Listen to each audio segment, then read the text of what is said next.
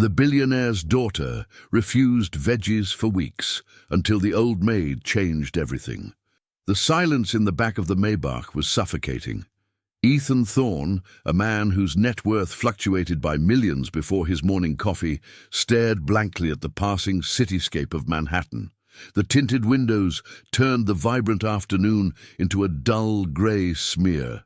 His phone buzzed incessantly against his thigh, mergers, acquisitions, disasters waiting for his sign-off. But for the first time in his career, he let it go to voicemail. His mind was entirely focused on the sprawling, echoing mansion awaiting him in Greenwich, more specifically on the small, fragile inhabitant of the East Wing nursery, his 2-year-old daughter, Lily. It had been 6 months since the accident. 6 months since his wife, Sarah, had been taken, leaving a void in their lives that no amount of money could fill. Since that day, Lily, once a bubbling font of laughter, had retreated into a terrifying silence. But the most alarming symptom of her grief was the refusal to eat. It started slowly, pushing away plates, turning her head. Then it became absolute terrors at mealtime. She existed on pediatric nutritional shakes that Ethan had to practically bribe her to drink. Solid food, especially anything colorful or healthy, was the enemy.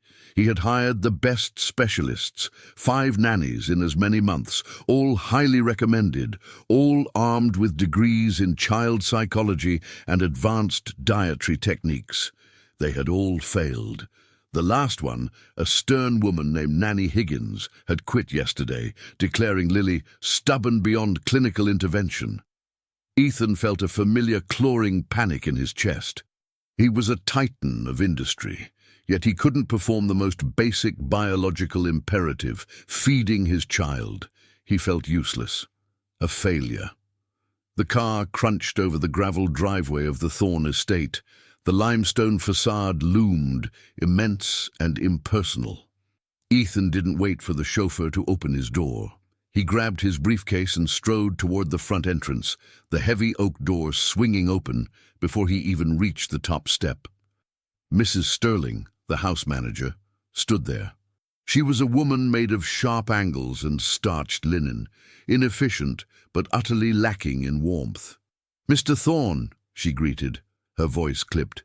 "You're home early. We weren't expecting you until 7. Where is she?"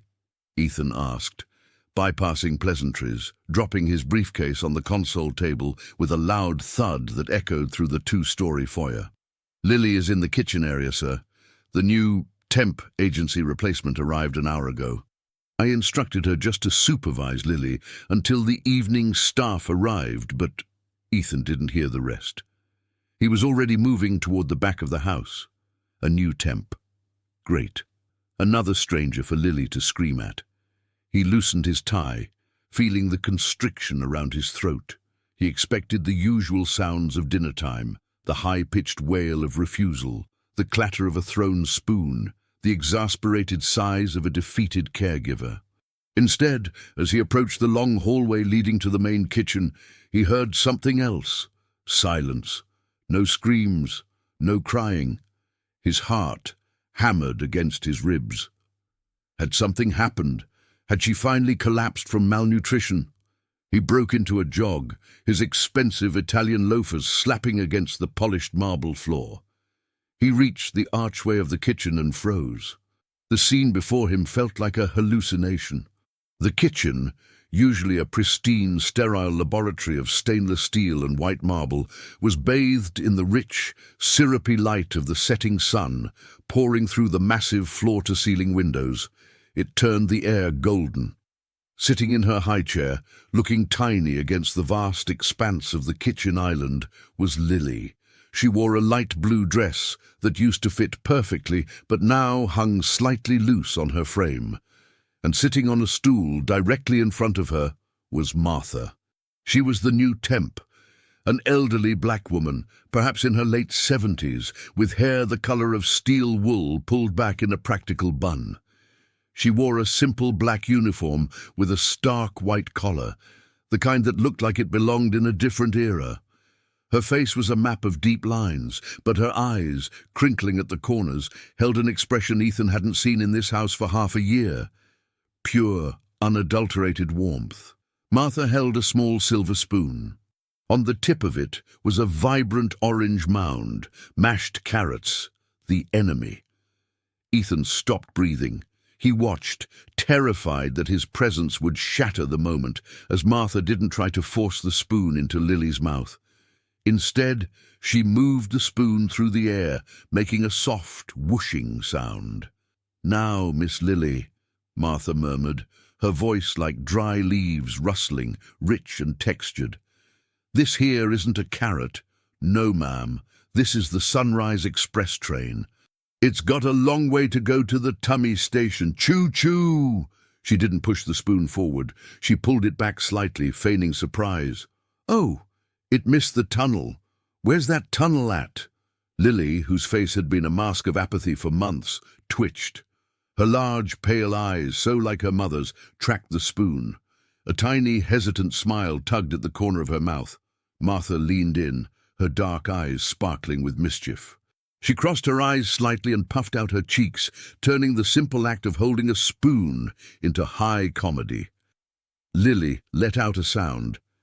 It was small, rusty, like a gate opening after years of disuse. A giggle. Ethan felt his knees weaken. Martha capitalized on the moment. "There's the tunnel. Open the gates." Lily opened her mouth. Wide. Martha gently slipped the spoon in. Lily closed her mouth, tasted the sweetness of the carrots, and swallowed. Ethan brought his hand to his mouth, pressing hard against his lips to suppress a sob that threatened to tear its way out of his chest.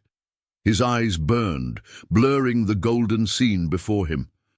He leaned against the doorframe for support, unable to process the magnitude of what he was witnessing. 5 specialists, thousands of dollars, endless tears.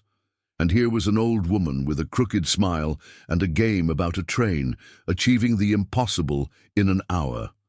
Martha didn't notice him. Her entire world was the little girl. She dipped the spoon again. "All right now," Martha continued, her voice dropping to a soothing hum. "That was a good trip. Now, this one here. This is a little orange cloud, floating right in."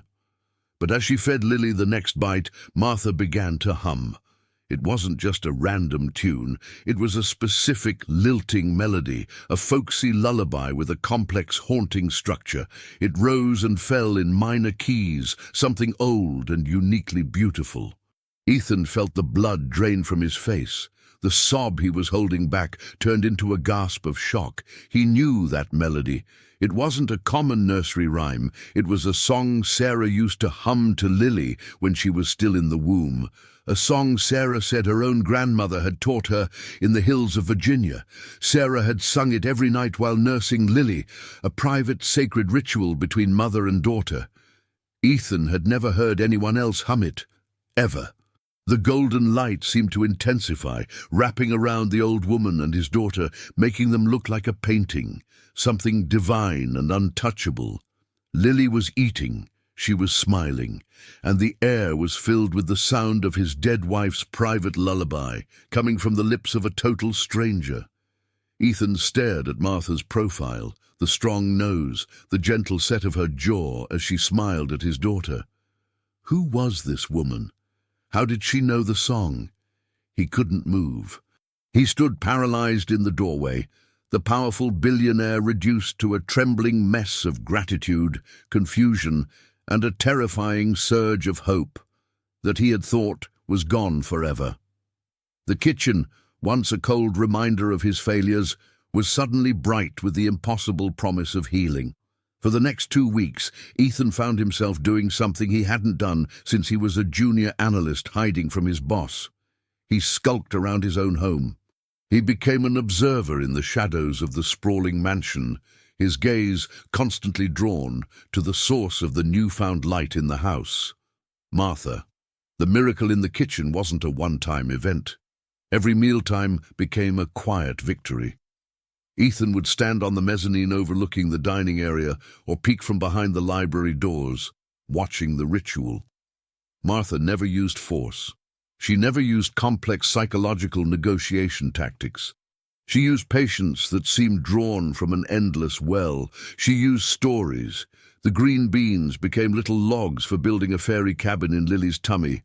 The mashed potatoes were soft clouds where tired teeth could rest.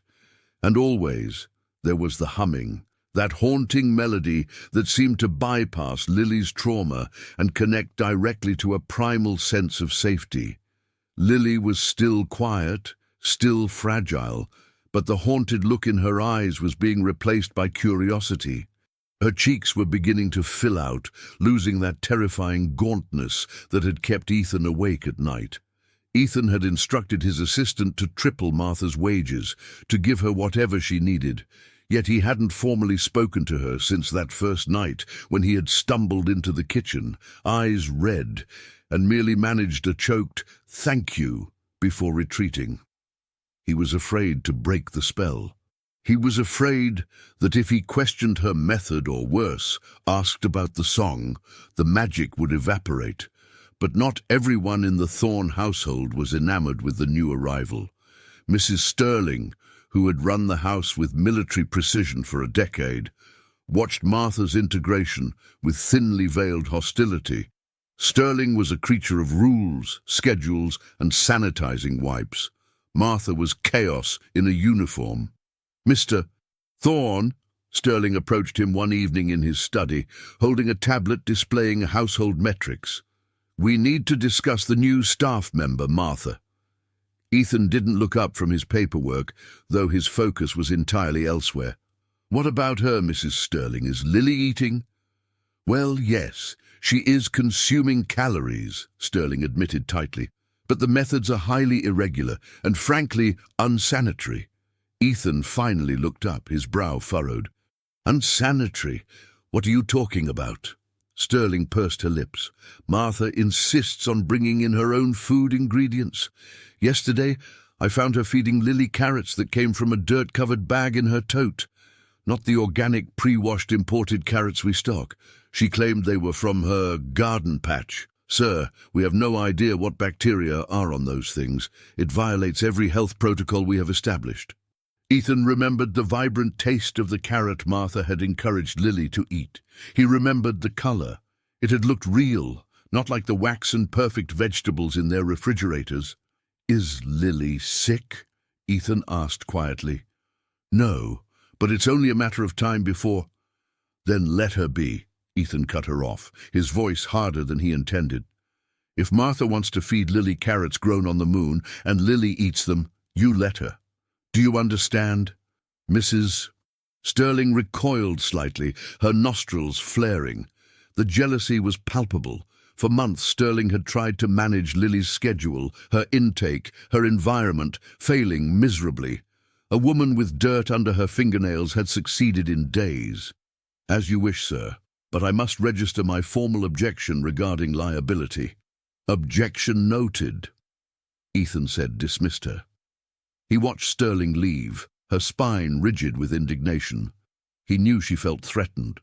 Sterling offered efficiency. Martha offered warmth. And for the first time, Ethan realized how cold his house had truly been, even before Sarah died. It was a museum, not a home. The next afternoon, Ethan came home early again. He found the house empty, a rare occurrence. He followed the sound of soft laughter toward the back veranda, which opened onto several acres of manicured gardens. The scene he found there stopped him in his tracks again. Lily was sitting on the grass, not on a sterilized blanket, but right on the green grass. She was wearing a little sun hat, and her small hands were digging in a patch of soil near the rose bushes. Martha was kneeling beside her, heedless of the grass stains on her black uniform. They were planting something. "You see that little seed, baby girl?" Martha was saying softly, placing a tiny speck in Lily's palm. "That looks like nothing right now, just a sleepy little speck. But inside there's a whole lot of life waiting for the sunshine." Lily looked at the seed, then up at Martha. For the first time in 6 months, Ethan saw Lily initiate touch. She reached out a dirty little hand and patted Martha's wrinkled cheek. Martha closed her eyes at the touch, her expression one of profound, gentle sorrow mixed with love. She covered Lily's hand with her own. "That's right. We just need a little sunshine and a little water. That's all any of us need." Ethan felt a lump in his throat so big he couldn't swallow. He saw his daughter, really saw her coming back to life in the dirt of his garden, guided by this mysterious woman. Hope, a sensation he had almost forgotten, began to unfurl in his chest, fragile but real. He retreated into the house, unseen. He went to his study and sat in the dark, just feeling the warmth of the scene he had witnessed. He decided he would talk to Martha tomorrow. He would ask her about the song. He would thank her properly. He felt like he could finally breathe.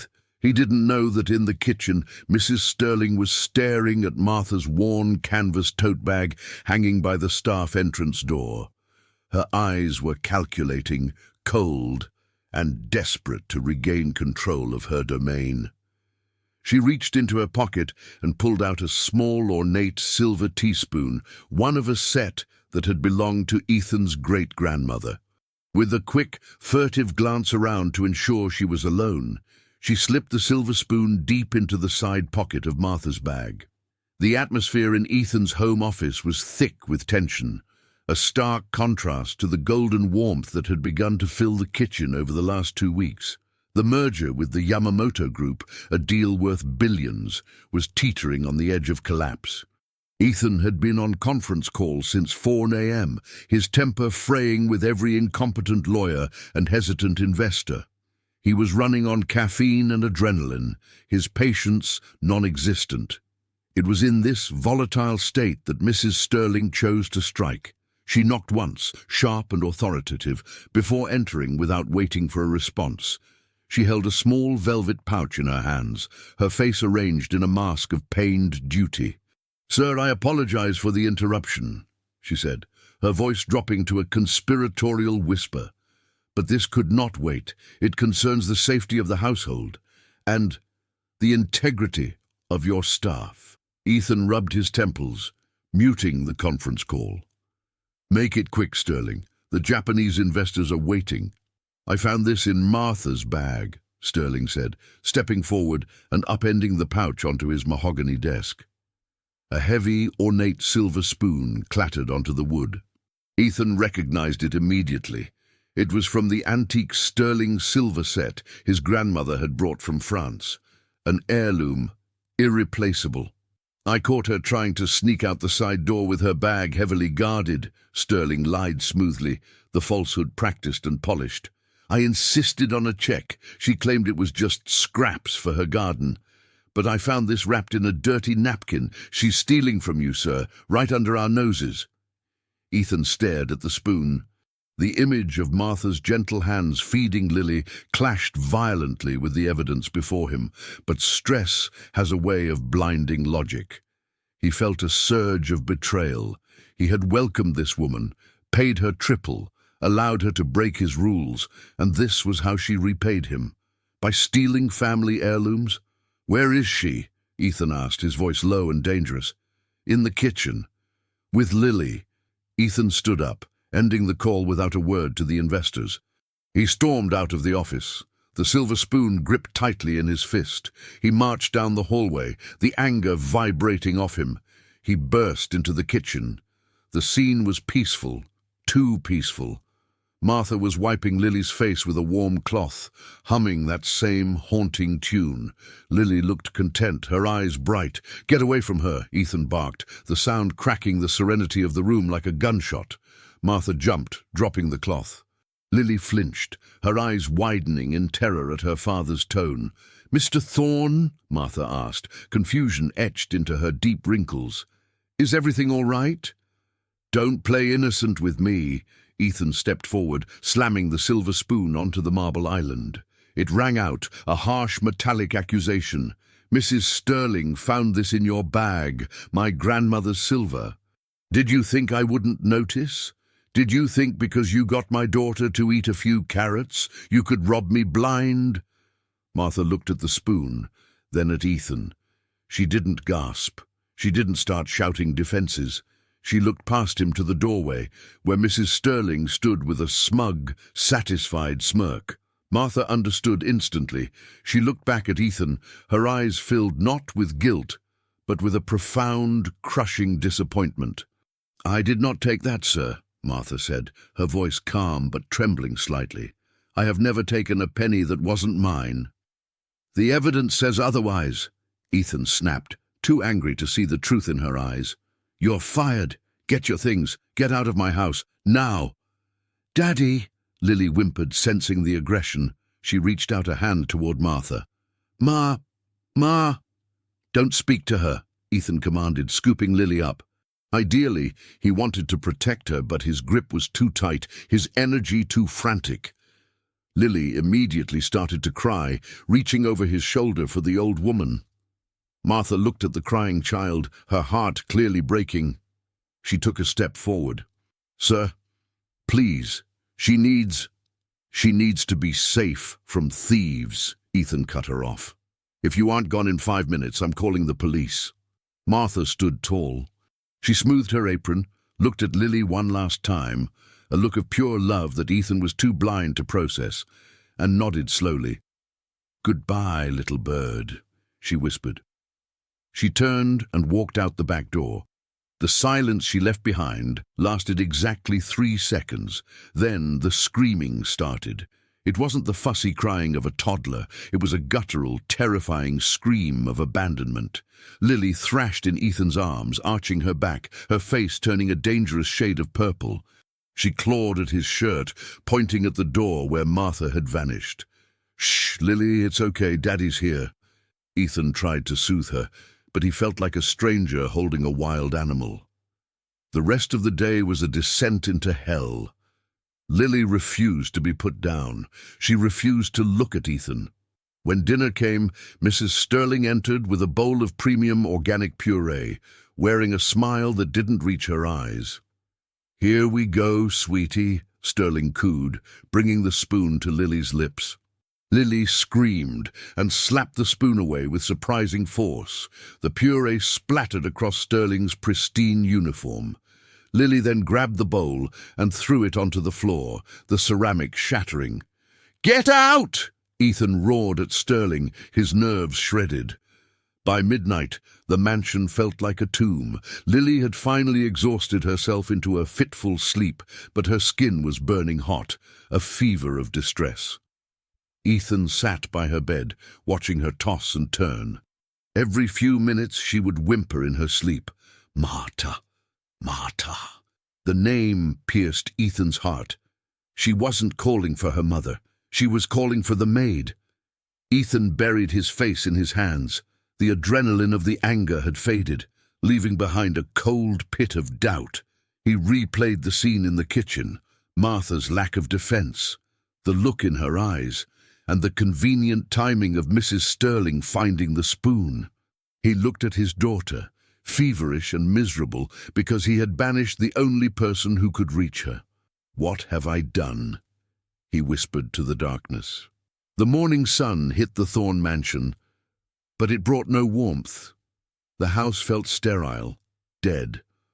Lily was still asleep, her small body exhausted from the trauma of the previous night. Ethan hadn't slept at all. He wandered downstairs, his footsteps echoing in the empty hallway. He went to the kitchen. It was spotless, wiped clean by the night staff, but it felt wrong. He walked over to the corner where the staff hung their aprons. Martha's apron was there. In the rush to leave, she had left it hanging on the hook. Ethan reached out and touched the rough fabric. It smelled faintly of lavender and soil, the scent of the unclean garden she had planted with Lily. He pulled the apron off the hook, feeling a strange heaviness in his chest. As he bunched the fabric in his hands, he felt something stiff in the front pocket. He reached in and pulled out a photograph. It was an old, rectangular Polaroid, the edges yellowed with age. Ethan turned it over. The image was slightly blurry, taken decades ago. It showed a young black woman, clearly a much younger Martha, sitting on a park bench. Sitting on her lap, laughing with a missing front tooth, was a little blonde girl about 5 years old. Ethan squinted. The little girl looked familiar. The curve of the smile, the shape of the eyes. He turned the photo over. On the back, in faded blue ink, was written, "To Martha, my second mom, I love you to the moon and back. Sarah, age 5. The world stopped. The floor seemed to drop out from under Ethan's feet. Sarah, his wife. Martha wasn't just a temp. Martha was Sarah's childhood nanny. The woman Sarah had spoken about with such love, the one who had taught her the lullaby. Sarah had lost touch with her years ago when her parents moved to Europe. Martha hadn't stolen the spoon. She had come here, likely hearing of Sarah's death, to help Sarah's daughter. She had hummed the song because she was the one who taught it to Sarah in the first place. She hadn't said anything because she wanted to be judged on her work, or perhaps she feared Ethan wouldn't believe her. And he had thrown her out like a criminal. A wave of nausea hit him. He looked at the silver spoon, still sitting on the counter where he had slammed it last night. He thought of Sterling's smirk. Rage, cold and precise, clarified his mind. He marched to the intercom system. "Mrs. Sterling, kitchen, now." 2 minutes later, Sterling appeared, looking refreshed and composed. "Good morning, sir. I hope Lily is—" Ethan didn't let her finish. He held up the photo. Sterling's eyes flickered to it, then back to him, confusion clouding her face. "Did you know who she was?" Ethan asked, his voice deadly quiet. "Who? The thief?" Sterling scoffed. "She was my wife's nanny," Ethan said, stepping closer. "She loved this family more than you could ever comprehend. And you framed her because you were jealous that a toddler liked her more than you." Sterling paled. "Sir, I found the spoon." "Pack your bags," Ethan said. "You have 1 hour. If you are not off my property, I will have security throw you out. And Sterling, if you ever try to work in this city again, I will make sure everyone knows exactly what you did." He didn't wait for her response. He turned and ran out of the kitchen, grabbing his car keys. He pulled up Martha's file on his phone as he sprinted to the garage. The address listed was in the East Bronx, in a neighborhood Ethan's GPS marked as high crime. He didn't care. He jumped into the Maybach, the engine roaring to life. The drive was a blur of aggressive lane changes and ignored speed limits. As he left the pristine, tree-lined streets of Greenwich and crossed into the city, the scenery changed. Luxury condos gave way to industrial warehouses, then to crumbling brick tenements. He pulled up in front of a faded red brick building with peeling paint and bars on the windows. A group of teenagers on the corner stopped talking and stared as the gleaming $300,000 car parked next to an overflowing dumpster. Ethan got out. He felt ridiculous in his bespoke Italian suit, standing amidst the grit of the street, but his anxiety for Lily and his shame pushed him forward. He checked the file again. Apartment 4B. The buzzer didn't work. The front door was propped open with a brick. Ethan ran up the stairs, the smell of stale cooking oil and old cigarettes filling his nose. He reached the 4th floor, out of breath, and found door 4B. He knocked. From inside, he heard the sound of a zipper closing. The sound of packing. "Who is it?" Martha's voice came through the wood, tired and heavy. "Martha, it's Ethan Thorne." Silence. Long, heavy silence. "Please, Martha, open the door." The lock clicked. The door opened slowly. Martha stood there. She was no longer in her uniform. She wore a simple floral dress and a cardigan. Behind her, in the small, dimly lit living room, were 2 cardboard boxes and a suitcase. She looked at him with dignity, her chin held high, but her eyes were red-rimmed. "Mr. Thorne," she said formally, "if you've come for the police, I'm ready. But I told you I didn't take it." Ethan looked at this woman, standing in her tiny apartment, ready to accept injustice with grace. He looked at the boxes. She was leaving. He had almost destroyed the last link his daughter had to happiness. Ethan Thorne, the billionaire who never bowed to anyone, dropped to his knees on the cracked linoleum of the hallway. "I know you didn't," he choked out, holding up the old photo of Sarah. "I found this. I know everything.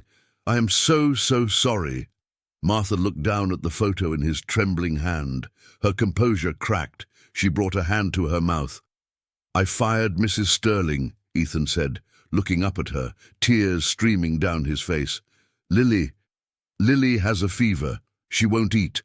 She's calling for you. Please, Martha. I'm not asking as your boss. I'm begging you as a father who doesn't know how to save his little girl. Please come home." Martha looked at the powerful man kneeling in the dirt. She looked at the photo of the little girl she had raised years ago and thought of the little girl waiting in the mansion now. Slowly, she reached out and took the photo. She traced Sarah's face with her thumb. Then she looked at Ethan and offered him her hand to help him up. "Well," she said, her voice trembling but firm, "we can't keep the little bird waiting, can we?" The drive back to Greenwich was a blur of asphalt and desperate speed. Ethan drove the Maybach with a focus he usually reserved for hostile takeovers, his knuckles white on the leather steering wheel. Beside him, Martha sat in the passenger seat, her hands clasped tightly in her lap, her eyes closed in silent prayer. "I called the house," Ethan said, his voice tight, breaking the tense silence as they merged onto the highway. "The night nurse says her fever hasn't broken. She hasn't taken fluids in 12 hours. If she doesn't drink soon, we have to go to the hospital." Martha opened her eyes, turning to look at him. The city skyline was retreating behind them, replaced by the green blur of the suburbs. "She doesn't need a hospital, Mr. Thorne. She needs to know she hasn't been abandoned. A broken heart makes the body sick.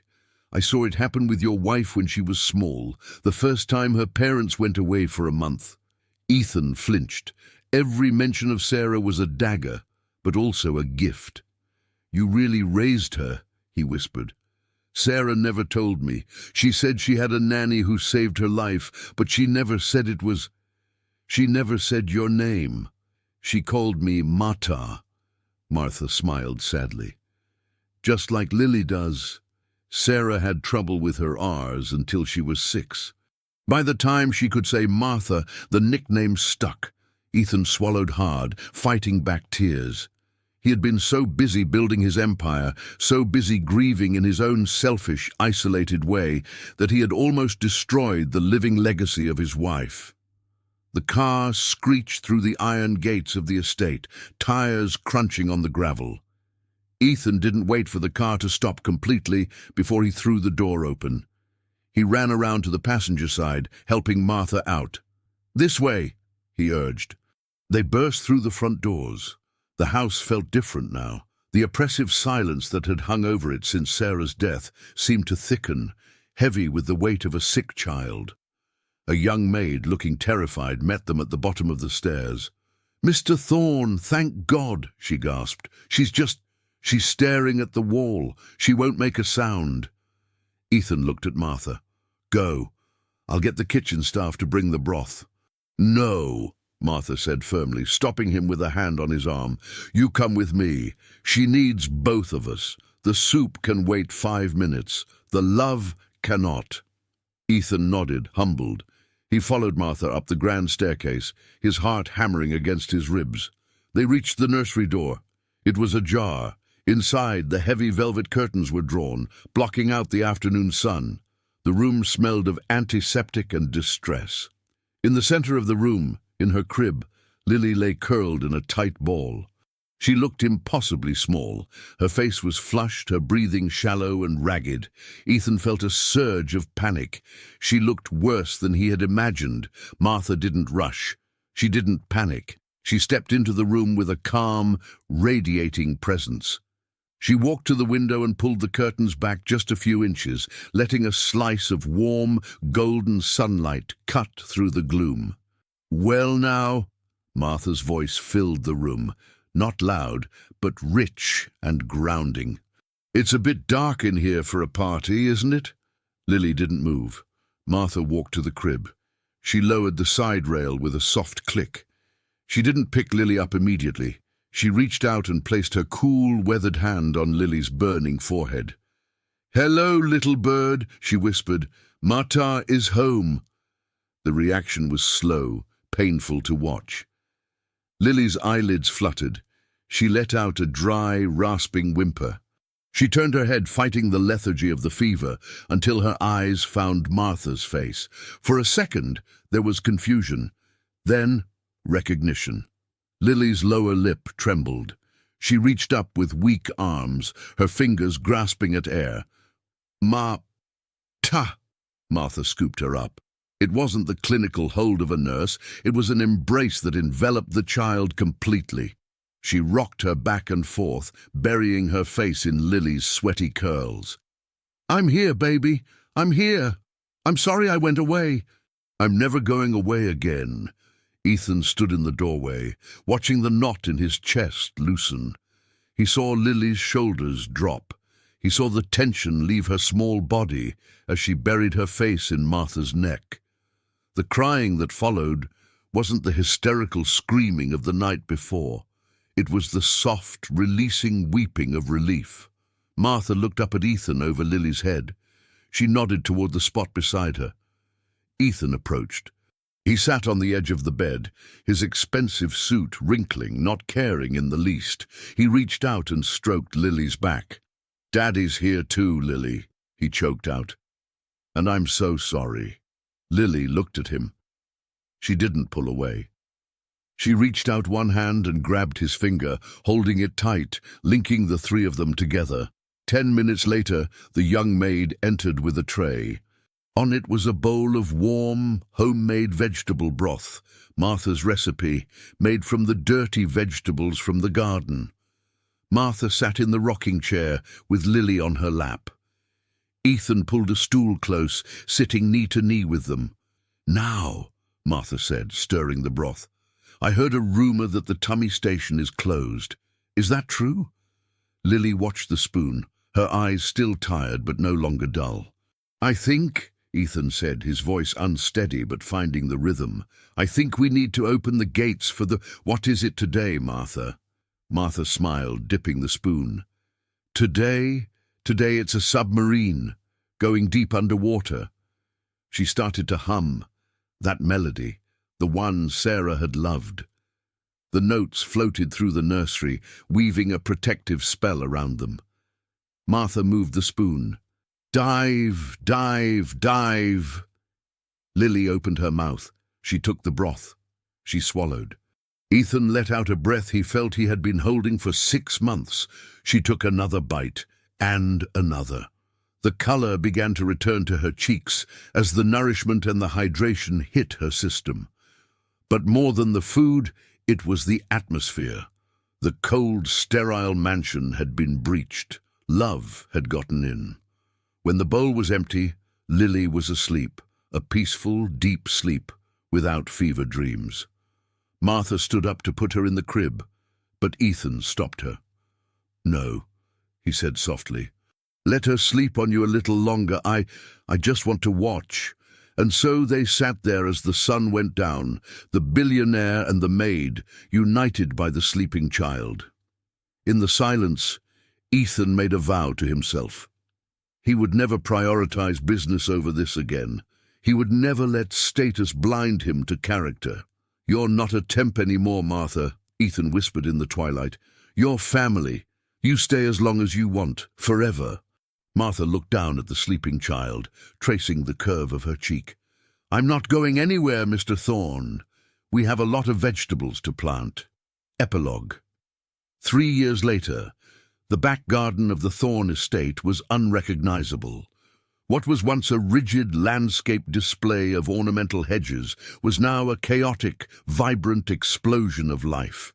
There were rows of tomatoes, towering stalks of corn, and pumpkin vines snaking across the paths. A long wooden table was set up under the shade of an old oak tree. It was set for 20 people. Ethan Thorne stood at the head of the table, laughing. He looked younger than he had 3 years ago. The harsh lines of stress around his eyes were gone, replaced by laugh lines. He was wearing a casual polo shirt, holding a pitcher of lemonade. "All right, everyone, settle down," he called out. Running through the garden was a blur of blonde hair and energy. 5-year-old Lily was chasing a golden retriever, shrieking with laughter. She was tall for her age, strong and healthy, with dirt on her knees and a sparkle in her eyes that lit up the whole yard. "Grandma Martha! Grandma Martha! Look!" Lily shouted, running toward the table. Sitting at the other end of the table, in the seat of honor, was Martha. She looked older, her hair fully white now, but she looked regal. She wore a beautiful Sunday dress, and her hands were resting on the table, hands that no longer scrubbed floors, but still planted seeds. "I see you, my little bird," Martha called out, her voice raspy with affection. "Did you find the big one?" Lily held up a massive, misshapen zucchini. "I pulled it out all by myself. Daddy tried to help, but I said no." The guests laughed. The table was filled with friends, neighbors, and the new staff. Staff hired not for their credentials, but for their kindness. The atmosphere was warm, chaotic, and full of love. Ethan walked over to Martha and placed a hand on her shoulder. He looked at the feast, spread out on the table, almost all of it from the garden Martha and Lily tended together. "Happy birthday, Martha," Ethan said, bending down to kiss her cheek. "Oh, stop it!" Martha waved him off, though her eyes shone with tears. "It's just another day." "No," Ethan said, looking at his daughter, who was now showing the zucchini to a fascinated guest. "It's the day you saved us." Martha patted his hand. She looked out over the garden, past the guests, and for a moment she seemed to look at something or someone invisible in the shifting leaves of the trees. She smiled, a private, knowing smile. "She's proud of you, you know," Martha whispered to Ethan. "Sarah.